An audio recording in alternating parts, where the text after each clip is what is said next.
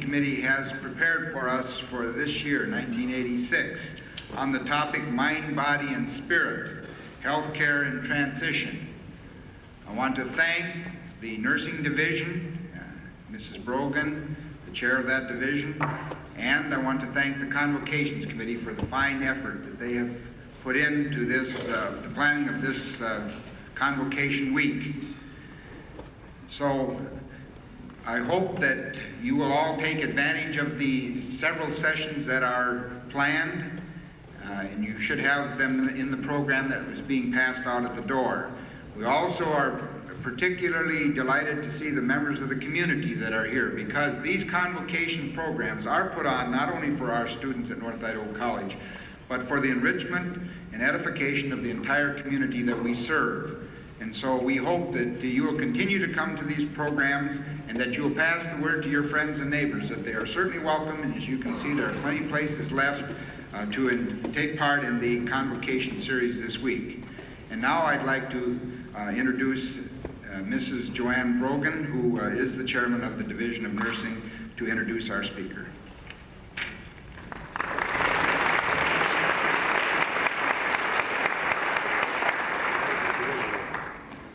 I too would like to welcome you to what I think will be an extremely exciting week on healthcare and transition.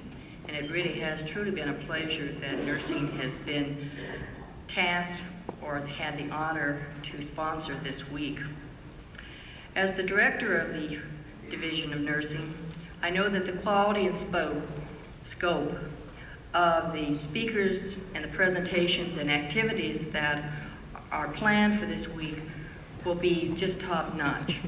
And I really would like to urge you to attend as many of the various activities as you can, because I think that you'll find it exciting, thought-provoking, and stimulating. It is with great pleasure that I have the pleasure to introduce today's guest speaker, Dr. Herb Goldberg. He has extensive credentials, but I'm just going to cover them very briefly so that he can have the maximum time in order to give his presentation. Dr. Goldberg was awarded a PhD in 1963 from Adelphi University and has been awarded many honorariums and awards. Since 1965, he has held a position as professor of psychology at California State University at Los Angeles, and has since 1967 been licensed in California as a psychologist in private practice. He has authored and co-authored numerous books which are both domestic and foreign editions. Some of the books that are authored are Creative Aggression, The Hazards of Being Male, Money Madness, that's all we're interested in, The New Male, and The New Male-Female Relationship. He has had articles published in American Psychologist, the British Journal of Social Psychology, the Clinical Psychologist, and the Journal of Abnormal Psychology, to name just a few. He is a member of the American Psychological Association and the American Academy of Psychotherapists. It is an honor to have the pleasure to introduce such an outstanding psychologist, author, and lecturer. Let's give a warm welcome to Dr. Herb Goldberg.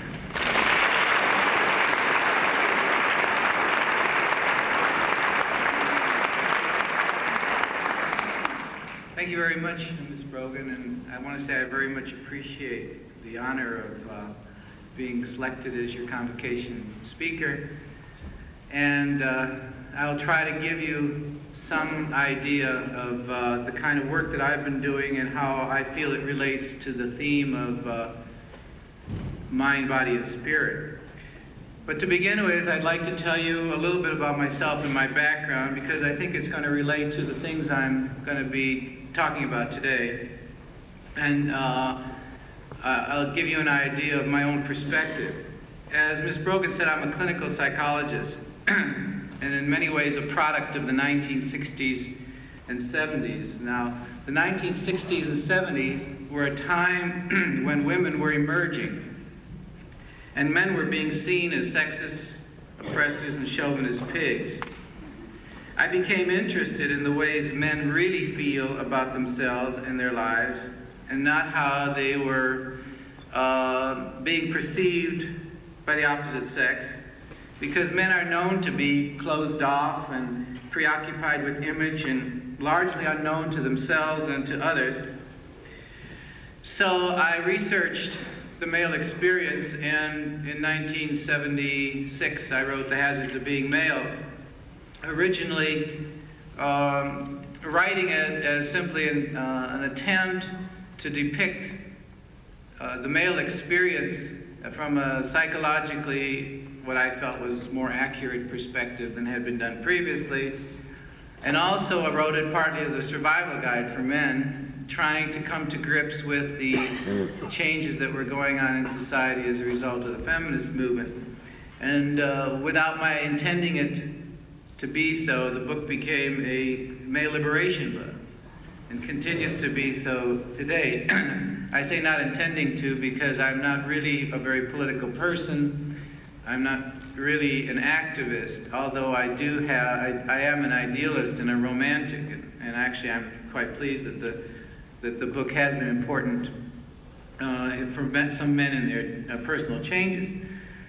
Just prior to that book, I had been working with people in Los Angeles trying to understand and come to grips with the nature of interpersonal aggression and how to express and manage it in constructive ways, particularly between men and women, but also between people working together and in other sorts of situations, such as school situations.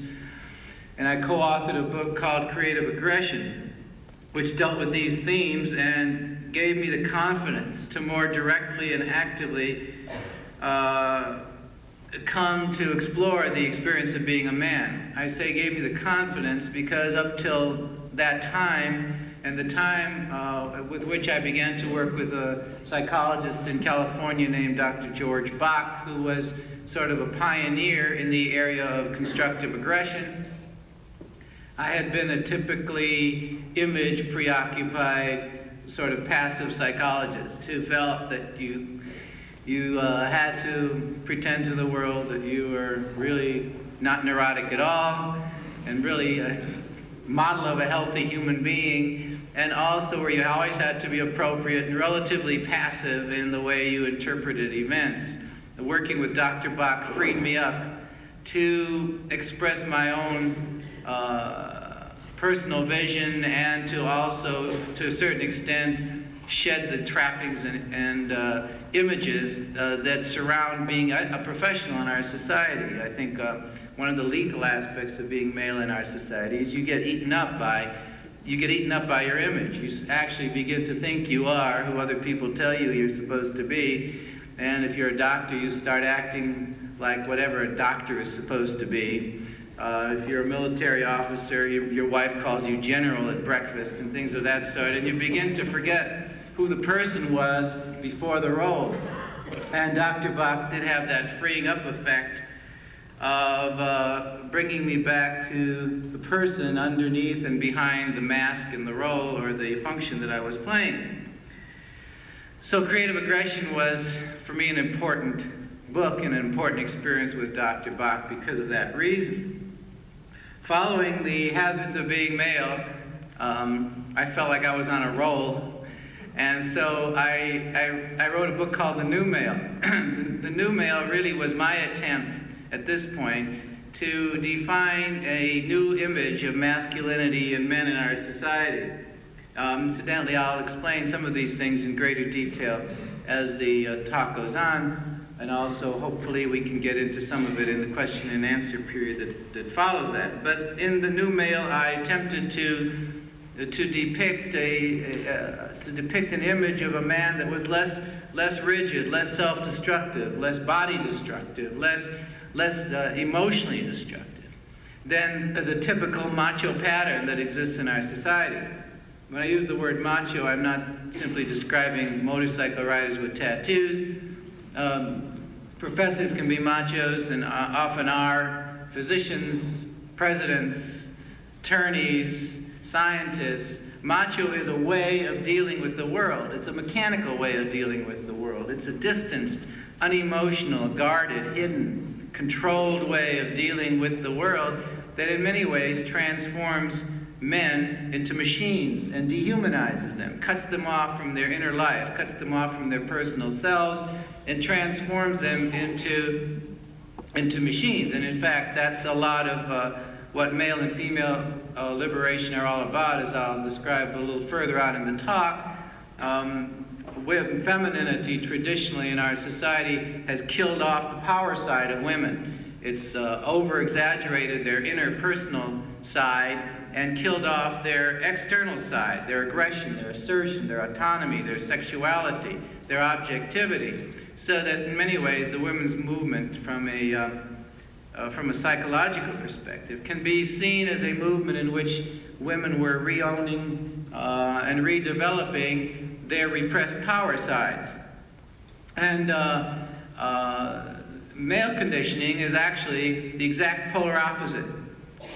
Men and women are actually, as I'll try to show you today in the course of the day, men and women, or should we say masculine and feminine conditioning, actually makes men and women flip sides of the same coin. Whatever is killed off in one sex is exaggerated in another. And so, to that extent, women have their power sides repressed and their inner life exaggerated to a dangerous point as a result of feminine conditioning. Men have their power sides exaggerated to a dangerous point and their personal inner life killed off in the process of masculinity, in the process of being conditioned as masculine men. Therefore, very simply put, women's liberation can be seen as women rebalancing their inner life and developing their power side, and men's liberation, to the extent that we've been successful at accomplishing anything, involves men softening their power side and redeveloping their personal or human side. In effect, masculine and feminine conditioning creates a situation in which the relationship between men and women is the relationship between a machine and a child. The feminine conditioning keeping women in a childlike psychological state of repressed autonomy and repressed power, and masculinity transforming men into dehumanized machines in which they're comfortable primarily working, producing, and functioning in very externalized, impersonal ways, and very uncomfortable with their personal side, if in fact they even know what their personal side is. So in the new male, I had the hopes of creating a new blueprint for masculinity. And at the same time also was beginning to see how the problems of men and women were exactly the flip sides of the same coin. That we were in a dance, a mutually reinforcing dance. And that actually the only reason that women could perceive men as oppressors and sexists and chauvinist pigs was primarily because femininity had conditioned women to be reactors and men to be the actors. And so consequently, women felt controlled by men. But in fact, the things that women were screaming about men and that men are now complaining about in regards to women are the very things that women demanded of men originally, and that in many ways men continued to demand of women. In other words, typically women had demanded men to be dominant and successful, winners, men who were ambitious, who were strong, who were independent, and then eventually, once involved with them, came to hate them for the very thing that they required of him in order to be an acceptable man in the first place. And men do the same thing to women, demanding that the feminine woman be submissive and relatively compliant and, so to speak, nice and a Madonna and all of that kind of thing, and then later on calling her clinging and weak and frigid, etc., etc., etc. So men and women were locked into a mutually reinforcing and very distressing dance, and that's what motivated me to write The New Male-Female Relationship, in which I began to explore this unconscious polarization that impacts men and women on all dimensions of their lives. Their body consciousness, which I'll be talking about later on this afternoon, when I'm going to be giving a discussion on what I call the polarized and unpolarized body, in which I'm going to show how psychological conditioning of men and women transforms their biological reactions into social reactions, and how men and women even experience pain and the ability to ask for help and sleep and diet and emotions in polarized ways. And if you want to understand men, all you have to do is turn women's psyche upside down and you have a masculine experience. If you want to understand women, you turn masculine conditioning upside down and you'll know what femininity is all about. So today, in today's talk, I'm going to do a little bit of a departure from what I usually do. I usually do seminars on my own work, but today I've been asked to give a talk on the awakening consciousness.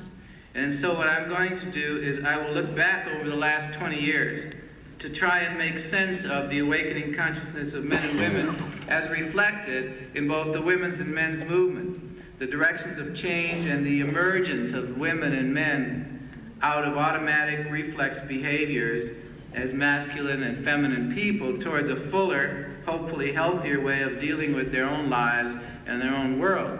This whole process of liberation has been very exciting. It's been very complicated too, because a lot of us in society today have become disillusioned with the liberation movements, to a great extent because those liberation movements have been in many ways mismanaged and misunderstood. The conditioning of men and women is very, very deep and powerful, and in many cases unconscious. And the liberation movements of the last 20 years have primarily dealt with the symptoms of masculine and feminine conditioning and trying to get rid of the symptoms, but they haven't really touched the undertow, the deeper sides. It's easy to be liberated when you're not involved, but something happens, particularly when men and women get together in romantic, bonded sorts of relationships, that we find out how deep the problems are. And even some of us who are the best intentioned and most aware of what a liberated person is supposed to be like don't seem to maintain it too well in our personal lives. And I don't think we need to beat ourselves up for that. It's simply that we can't trivialize the depth and power of this problem and its enormous ramifications for the way men and women experience themselves on every level, personally and physiologically and socially, and also the way they perceive the world. And it's very interesting to see how masculine and feminine conditioning puts men and women typically in different worlds. They live together in the same household and experience the same world in totally polarized ways. And so you'll often find the typical battle between a husband and a wife, or two lovers or something, male-female, in which the wife is trying to loosen her husband up and telling him that the world isn't all that bad a jungle, and she's too cynical, and he's too negative, and he's too pessimistic, and he doesn't trust anybody, and he should open up. And typically he's giving her the exact opposite speech. And he's telling her, you trust too much, you're naive, you're too open, you don't realize how dangerous this world is, and you think this is Disneyland, and if I weren't here to protect you, and you're just an innocent in the world, and you approach the world in a childlike way. These two people, classically, and even if they're liberated, on the bottom line, that's the way it so often goes, with the man experiencing the world in a distortedly negative, pessimistic, distrusting way. And that's his deeper reactions. Now, on the surface, he may image himself as a nice guy. He may image himself as a guy who likes people. But when you really get to know him on a personal level, you realize that he really is very self-contained, very guarded, very hidden, doesn't expose very much, and is basically, when he's in trouble or hurting or upset or something, he closes off, he shuts down. He doesn't really trust. He hides his pain, he hides his weakness, even though he may pretend to be a humanist, even though he may pretend to be very open. And the woman's experience is exaggeratedly often in the opposite direction. She often is overly positive, denying of the realistic dangers, and more preoccupied with love and caring and being nice. And in fact, you could sum up the difference in the way they experience the world, in that the woman's favorite word, the feminine woman's favorite word is nice, and the masculine man's favorite word is bullshit. And And that's pretty much sums up the distortions in which they experience the same world. His bullshit to him means that he takes a cynical posture. He doesn't really trust anything, and be nice implies that she takes the opposite position. In the mid-1960s, we saw the beginning of the women's movement. Betty Friedan wrote The Feminine Mystique. Women's consciousness awakened as to how they had lost or been deprived of their full selves in the process of fulfilling their traditional roles of women at the service of others, husband, children, society. They got in touch with and became aware of feelings of being controlled and exploited, and were angry, even rageful, over feeling this way, and from feeling they had been prevented from being autonomous, independent people in their own right. Instead, they felt like they had been invisible, service stations, as Betty Friedan had called them. The 20 years following in the women's movement saw an incredible growth in the consciousness of women. There was a reclaiming in their behavior and their lifestyle of their separate identities and personal power. It was a movement away from women being victims of others and of giving up themselves to the service and needs of others, to reclaiming their own strength.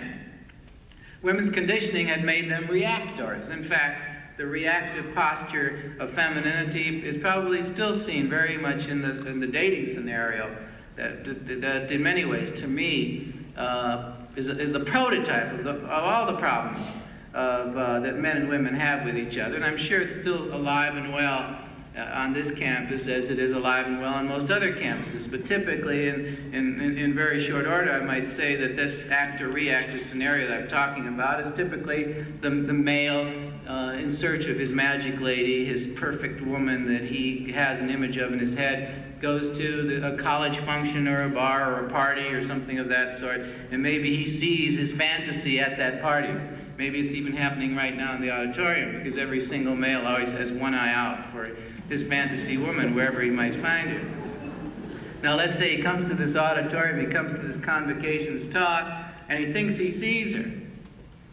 Now maybe she even notices him, and maybe she even finds him attractive, but you know that she will not initiate the first conversation.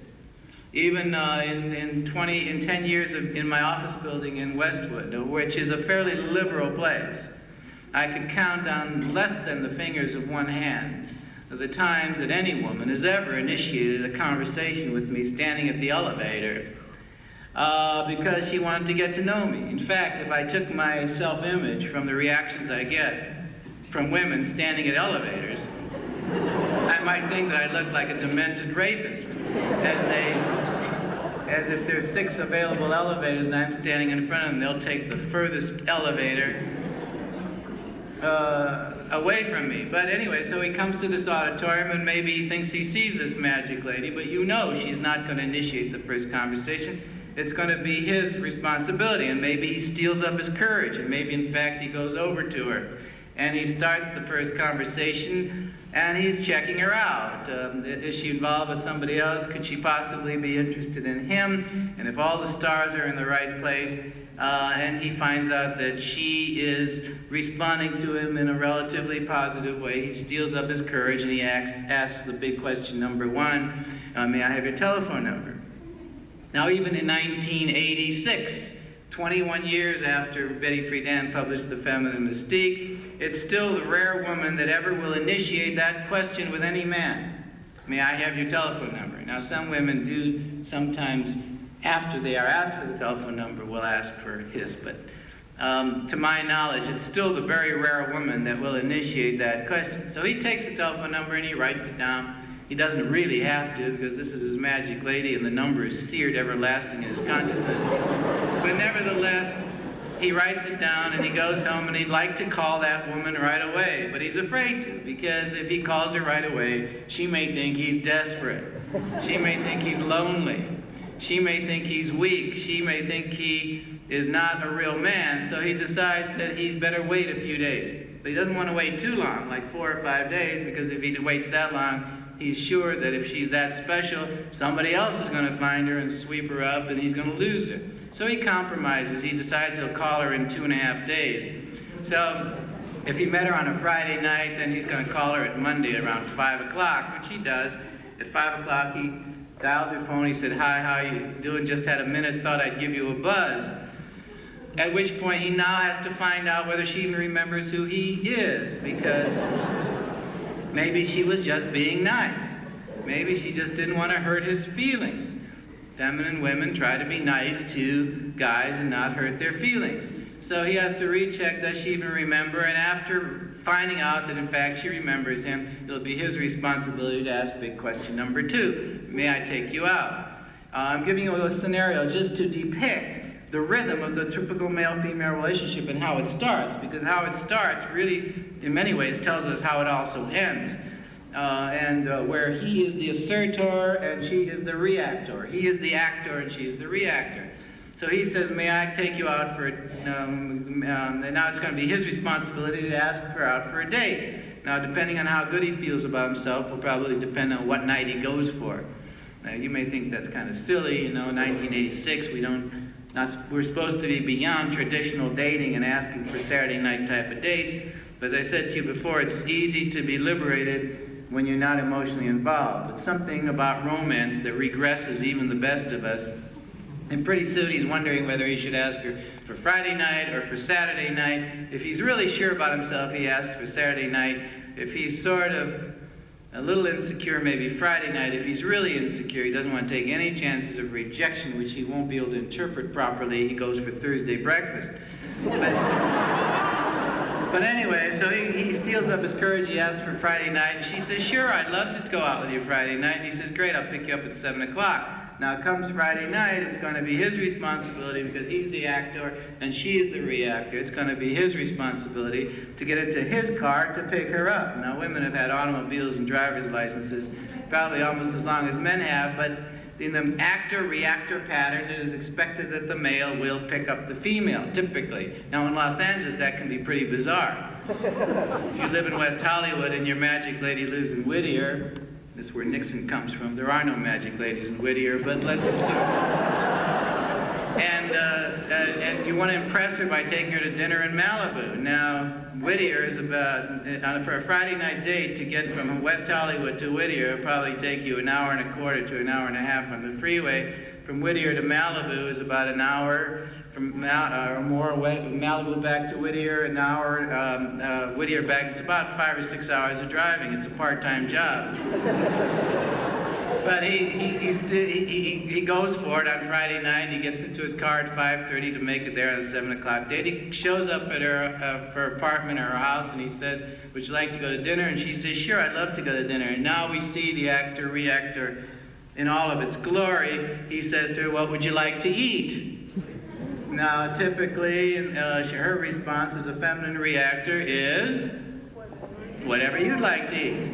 Now, he's in what I would call a 1980s liberation crunch bind. He doesn't want to be a chauvinist pig and make all the decisions, but he also doesn't want to appear too weak and indecisive, so he's got to find that middle road. So being a genius at communication, he says to her, how about Chinese or Italian? And she says, they both sound good. To which he now takes the bull by the horns and he says, okay, let's get some Italian food. Do you have a favorite restaurant? And she says, it doesn't really matter, wherever you'd like to eat. So he says, great, let's go to Malibu. I have this great restaurant right by the beach. And she says, that sounds terrific. Now, when he gets to Malibu at that restaurant, he's going to be as ego involved with the food as if he cooked it. If the food is good, if the decor is sophisticated, if the service is fast and good, he feels terrific about himself. If the food is lousy, the decor is tacky, the service is slow, he feels what? Guilty. Anyway, he gets to that restaurant in Malibu. Now, if this was a restaurant in Houston, he might even be ordering the food for both of them, as machos down south and out west are known to do for their little ladies. But he gets to that restaurant, and they order the food, and now it comes time for the check, the 1980s, liberation age. And this is also an illustration of how we can change attitudes, but a deeper process doesn't change that easily.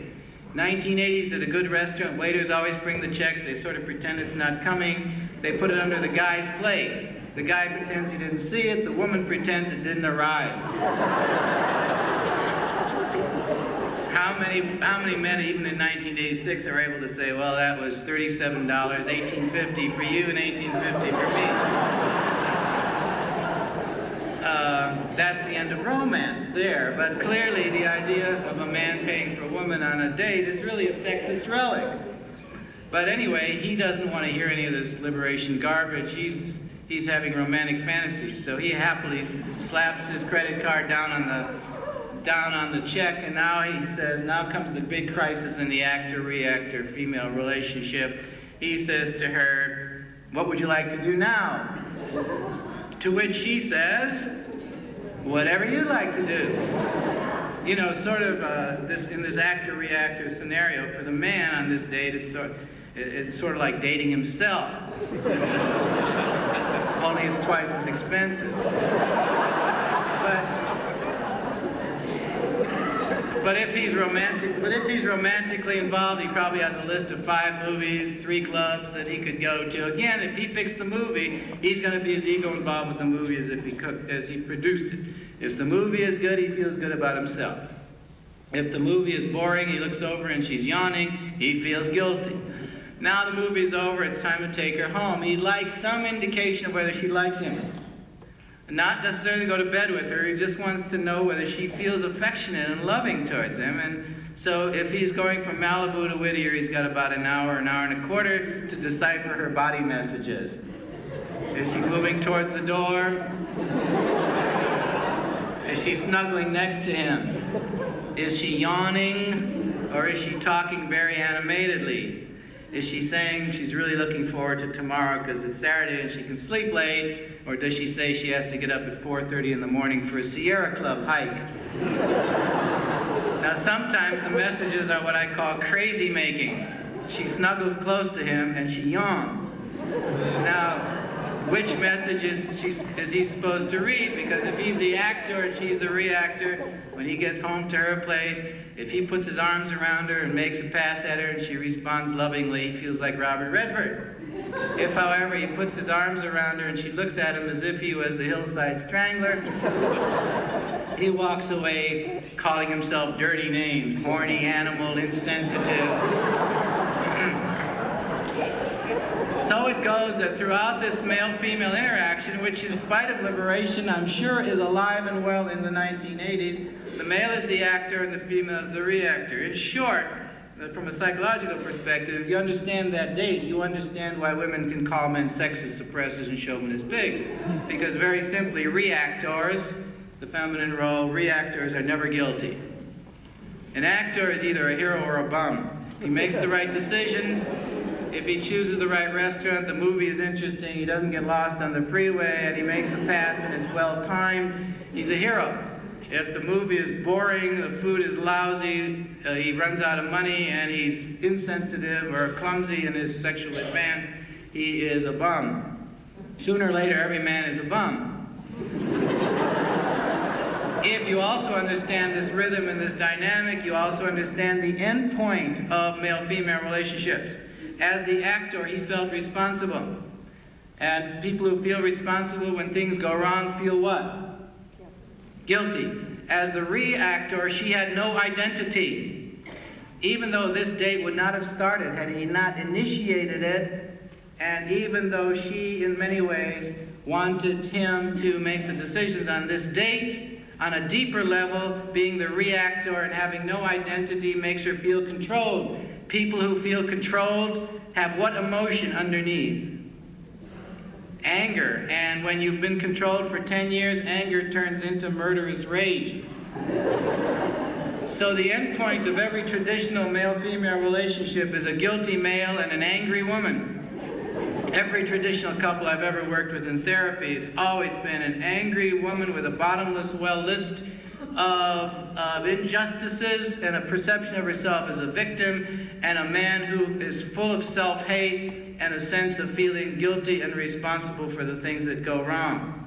It's very important because there's an important lesson here to be understood. None of us are great enough to transcend process. Content is distorted and destroyed by process. Doesn't matter how nice you are, it doesn't matter how good your liberated language is, so long as the relationship, the process relationship, is polarized, the end point is the same. And so it doesn't matter how nice you are and how much you try, if he's an actor and she is a reactor, he will come to feel guilty and self-hating, she will come to feel controlled and angry. Even if she is vice president of IBM and he's a house husband, it makes no difference. If his process is still masculine and her process is feminine, content destroys process. But anyway, women's conditioning had made them reactors, and as reactors, they had no clear identity of their own. They'd been conditioned to be passive, to be compliant, to be fearful, and that's what left them with feelings of being victims, and in many ways, it made them sick. They'd been conditioned to be nice girls, to repress aggression, to not show anger, power, or competitiveness. And their repressed aggression made them victims of countless psychosomatic problems. When I was going to graduate school, we talked about neurasthenia, as we called it, the housewives' neurosis. And typically that was the experience, the neurotic experience that many women had who were passive and compliant at home and were getting sick inside as a result, and their symptoms were exhaustion, depression, and countless psychosomatic symptoms, all of which were coming out of the unconscious rage that they were experiencing as a result of feeling unfulfilled and frustrated in their role as housewives. Their symptoms were exhaustion, depression, nervousness, anxiety, crying spells, and an endless array of exotic physical symptoms that were in constant process of changing. The physicians in that era told us that the bulk of most of their general practices were made up of these women who had an endless array of these symptoms that they were running to doctors for and couldn't explain. Many turned to religion to escape from their distress, and it wasn't an escape, it wasn't a positive spirituality, it was escape into spirituality to deal with and try to overcome feelings of suffering and distress that really had to be dealt with in more direct ways right here on earth, and eventually was, with feminism. And because women had been conditioned to be feminine, meaning they were supposed to be pleasers, accommodators, nice and compliant people, they had lost their identity along the way, and they lost their boundaries and they lost their limits. They had allowed themselves to be controlled because they were supposed to be self-sacrificing and non-threatening, easy to get along with. So they had a feminine mask, but they lived with a sense that they were nobody, that they were not important people. And the identity problem, in fact, became a crisis issue for many women, particularly in midlife, and in nervous breakdowns were a very common symptom that women have in that period of time is they don't know who they are, and they don't know what they want. Likewise, women had also learned to fear autonomy. They could only have an identity by marrying a successful man who would be dominant, powerful, a real man who would give the woman status indirectly through his position. She was the attorney's wife, the doctor's wife, the general's wife, the politician's wife. That was her identity. And men thought that that would make a woman happy, and men were very naive. Women found out that there was an expensive price for being feminine and protected. They came to feel they were being treated like a child, demeaned, taken for granted, criticized, and related to as if their opinions didn't count. In addition, their sexuality was repressed, because nice girls weren't supposed to be sexual or to enjoy sex. So sex became, for the traditional woman, a chore at best, and for many married women, it was a distasteful responsibility, maybe even a form of torture.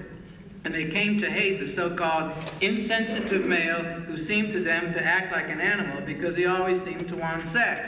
And in fact, the early feminists experienced men directly as an outgrowth of that. And if you read Susan Brownmiller's book, Against Our Will, if you read Marilyn French's book, The Women's Room, the idea is men are rapist pigs, all of them. And women had no sexuality of their own, and in many ways that made them sick too. Like a child who becomes ill on Monday mornings because he hates school, women got sick every night to avoid sex, and also became irritable and tense from a lack of satisfying intimate closeness. So the women's movement began to pull women out of all of this. Women took assertion training and learned to define themselves, to say no without guilt, to say yes to what they wanted, They learned to be clear about their desires and to initiate things and not just react. To make things happen and not just wait for a man to do that. They learned to set boundaries and to take responsibility for the direction of their lives and to shed the garment of being a victim. They re-owned their sexuality through books, through workshops. They learned that sex was something they could also enjoy. They made friends with their own bodies. Many women had been brought up not to even look at their own bodies. Women's workshops turned all of that around and set women up to free their abilities to have orgasms. They became involved with physical fitness and sports. It became okay to be aggressive and to actively care for their bodies. And the answer to health was no longer the feminine approach, which was pill-taking and being taken care of by the so-called godlike physician.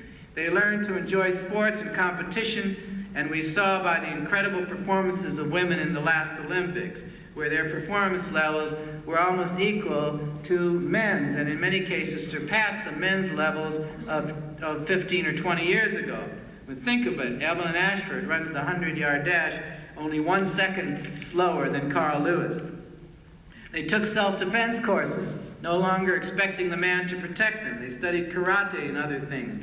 They developed their autonomy by preparing for careers that had previously been the territory of men. It was no longer enough to find a man who was going to be successful and to hitch your wagon to his star.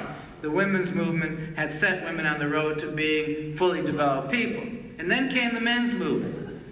And now, men's movement is a little trickier because men really were suffering from a lack of a personal side. No emotion, no close friends, no ability to acknowledge vulnerability, weakness, passivity, whatever. It's hard to make a movement out of that. And that's why you don't exactly see time covers with a bunch of men with placards saying, "I demand the right to feel." It's kind of a little bit ludicrous. In fact, the men's movement is still kind of a joke in the eyes of much of the traditionally conditioned macho Earth Mother public. But nevertheless, there is a quiet men's movement in this country and men's awakening consciousness. Men learned that being macho was a way of making yourself sick and destroying yourself. And not only that, but along the way, while you thought you were being a hero, you discovered you were being hated by women, and you were a stranger, alienated from your own children, who you thought you had been working for, and who couldn't even hold a conversation with you. Brought up in traditional masculine conditioning, many men were destroying themselves by having to prove themselves every single day. Just the same way as men sexually have to prove themselves every single night to be the Superman they really weren't. Driven, competitive, lone rangers pretending to be strong. All the way from the self-destructive teenage guys who get into senseless, violent encounters because they're afraid to be afraid. Afraid to look like sissies. To the macho motorcyclists in Los Angeles who get killed on freeways because only sissies wear helmets.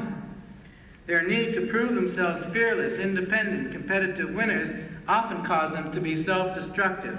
On the athletic field, playing with injuries and pretending that they could transcend their bodies.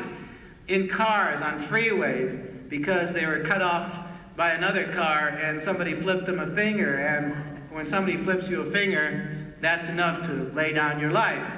Parking lot fights, freeways and barroom fights. Like many of your fathers out there brought up in traditional masculine modes, they were driven workaholics.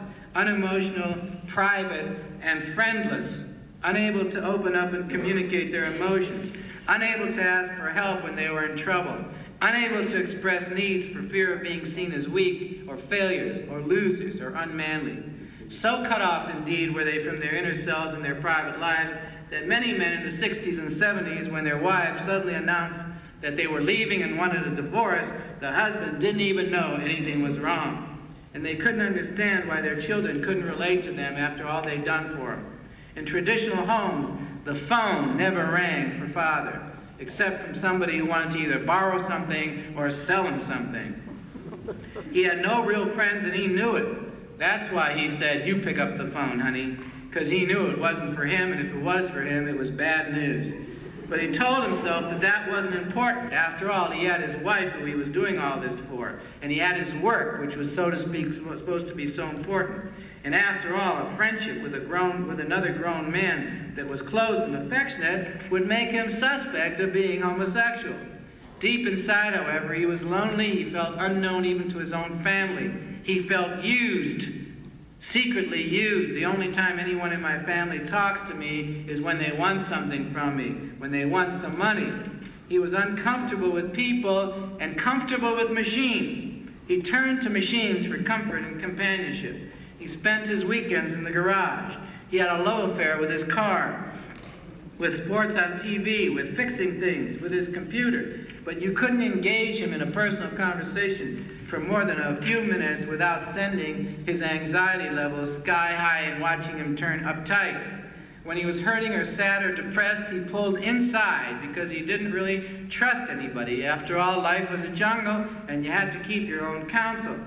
And the people he thought he was doing all of this for grew steadily more angry and alienated from him. His wife felt controlled and used and pushed away. His kids, particularly his sons, were either afraid of him, felt criticized by him, or were frustrated by their inability to really talk to him. He was tense. He was unable to touch anybody. He was easily bored, and he took comfort in his own little stimulation patterns: beer, cigarettes, coffee, etc., etc. He couldn't play because he turned games into wars. He played tennis, and every shot was a bullet, and every missed shot was filled with personal exclamations of self-hate. He was tense. He was too often a stranger to his children. Who went to mother for comfort. He was a second citizen parent. Until 10 years ago, fathers weren't even allowed to participate in the birth of their own children. They weren't allowed to bond in the hospitals. They were just the providers and the protectors. They were the wallets. And they escaped behind their machines, their sports, their money preoccupations, tried to make themselves secure and happy in their lonely worlds, and only driving themselves further and further into a corner. They couldn't trust, and they always expected the worst. Wife called him negative or cynical because he saw danger everywhere. He was like our politicians, who it often seems would prefer to see everybody get killed in war than to make themselves vulnerable and move towards a more humanized, less driven way of relating, like the guy in the barroom or on the freeway who'd rather give up his life because somebody flipped him a finger or insulted him than let go of his macho need to prove I am not afraid. Men's awakening consciousness has seen a gradual, rocky growth in some men, not all men. Growth is very difficult for men because everything that is humanizing is feminine. In the unconscious mind of most men, becoming a human being is becoming a sissy. So they're between a rock and a hard place. Stay macho and you're an anachronism and hate it. Loosen up your macho and you might become a sissy, and you might be scorned, and you might even wind up homosexual, which in the minds of the macho male is worse than death. Men who've gotten in touch with their experience of life, however, have begun to do a number of things for themselves. And many have. They've begun to make friendships with other men a priority without fear that they would be called sissy. Finding a best buddy or two who cares about you, who loves you, who you can open up to, who you can be real with.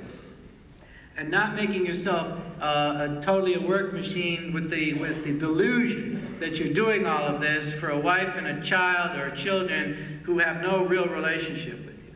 Men have been learning to ask for help, to reach out, to acknowledge their fears, weaknesses, loneliness, and need for help. In my own private practice in Westwood, I've seen more and more men beginning to come for counseling and to take it seriously. Men have begun to learn to choose women as partners who could be real and equal partners and not simply adoring feminine sex objects. And women who knew how to relate to them as people and not, as Betty Friedan said, a service station.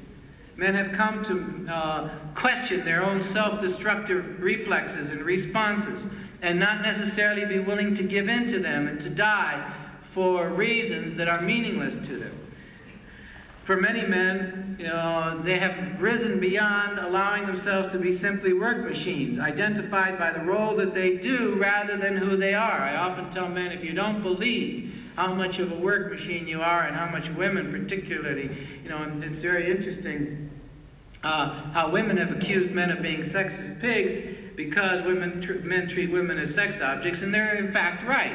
Men do treat women as sex objects. Men treat everything as an extension of their unconscious need to prove their masculinity, whether it's the food they eat or the drink that they drink or the car that they drive. But women are equally sexist. And to prove it, I'd say to men, go to a bar room. Go to a singles place if you're single. First woman who you speak to, first question she's bound to ask you is, what do you do for a living? Tell her that you're a surgical intern at Coeur d'Alene Hospital, and watch her eyes open and her interest rivet, and all of a sudden you feel that you're attractive and interesting. Now go to the next singles place, and the first woman that asks you what you do, as all women do. Men always ask each other about a new woman, what does she look like, because they're looking for a woman who will amplify their self-image, and women ask each other, what does a man do, because of their uncomfortableness about their own power sides. Go to your next singles place, and when a woman asks you, what do you do, tell her you're a rotor-rooter man, part-time. Same clothes, same conversation, and you will have the strange sensation of becoming invisible in front of her very eyes. Women are sex objects to men. Men are success objects to women. There is nothing less sexy in the eyes of most women than an unemployed male. And the difference between a dirty old male and an elderly swinger is usually the elderly swinger likes young women, but he owns a condo on the beach and drives a Mercedes. The dirty old man likes young women, but he's living on Social Security. So they say he's got brain damage.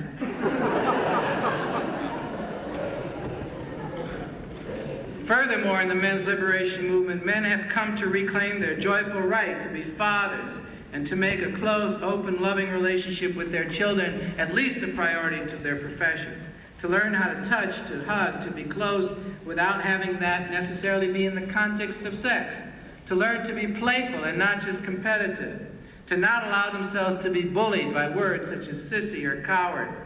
To learn to harness their sexuality, to not give in to the pressure always to perform and to have their egos on the line in bed all of the time.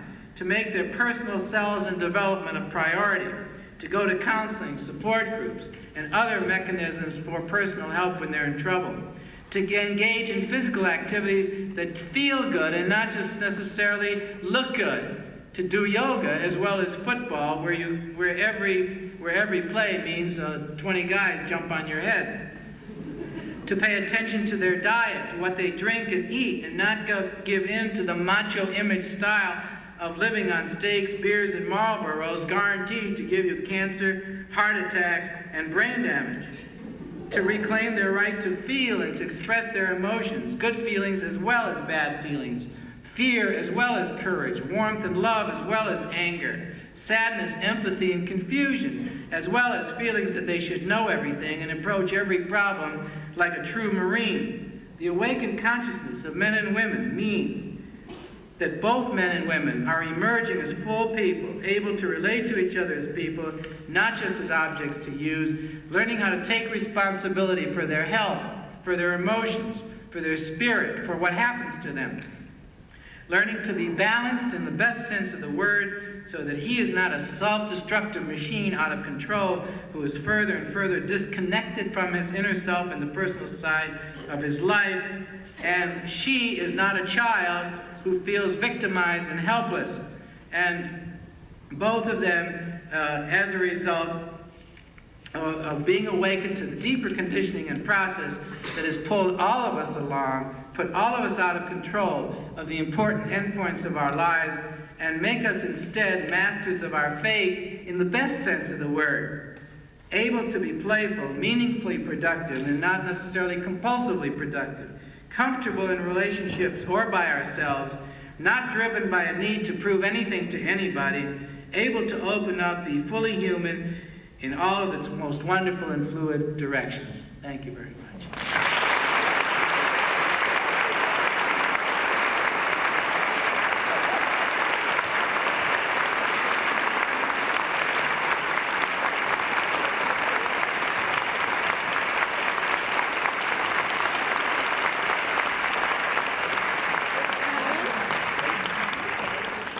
Dr. Goldberg. I think that a lot of you were sitting there relating to a lot of the things that you were saying, and I certainly was, and thinking about some of my relationships. We will be adjourning to the Bonner Room, where you will have an opportunity to interact with Dr. Goldberg. And do remember that he is going to present a workshop between 2 and 3 this afternoon, also in the Bonner Room.